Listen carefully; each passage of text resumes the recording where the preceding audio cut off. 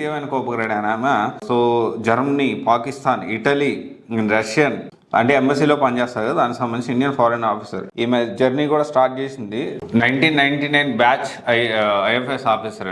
So education వచ్చేసి MBBS నుంచి UPSC prepare అయ్యి ఐఎఫ్ఎస్ 1999 బ్యాచ్ లో వచ్చింది. దీనికి సంబంధించిన చాలా ఇప్పుడు ప్రెసెంట్ స్పెయిన్ లో పనిచేస్తా ఉంది అండ్ ఇండియన్ అంబాసిడర్ గా పనిచేసింది. లాస్ట్ ఇయర్ రిపబ్లిక్ ఆఫ్ టునీషియాలో అండ్ ఆల్మోస్ట్ పాకిస్తాన్లో పనిచేసింది, ఇటలీలో పనిచేసింది, రష్యా, జర్మనీ, యుఎన్ చాలా కంట్రీస్కి వెళ్ళి పనిచేసిన అనుభవం ఉంది. అయితే దీనికి సంబంధించి 2013లో ఒక చిన్న కేసు, అది చిన్న కేసు అని మన సైడ్ నుంచి, అంటే మన పాయింట్ ఆఫ్ వ్యూలో, మన ఇండియన్స్ పాయింట్ ఆఫ్ వ్యూలో అది చాలా చిన్న కేసు. ఏం చేశారంటే డొమెస్టిక్ వర్కర్కి అండర్ పేయింగ్ అని చెప్పి ఈమెని అరెస్ట్ చేశారు. అరెస్ట్ చేసిందే కాక బట్టలు ఇప్పేసి ఒంటి మీద నూలు పోగోళ్ళు లేకుండా చెకింగ్ చేశారు అనేది అప్పట్లో పెద్ద దుమారం రేగింది దీని మీద. ఇలా చేశారని కొంతమంది, ఇలా చేస్తారా అని కొంతమంది, జనరల్గా కూడా మా ప్రొసీజర్ అంతే అని చెప్పి ఇది ఒక డిస్కషన్, చాలా పెద్ద డిస్కషన్ జరిగింది. ఒక ఏఎఫ్ఎస్ ఆఫీసర్ని రేపిస్టుల పక్కన లేకపోతే డ్రగ్స్, సెక్స్ వర్కర్స్ వాళ్ళ పక్కన నుంచోబెట్టి చాలా అవమానించే విధంగా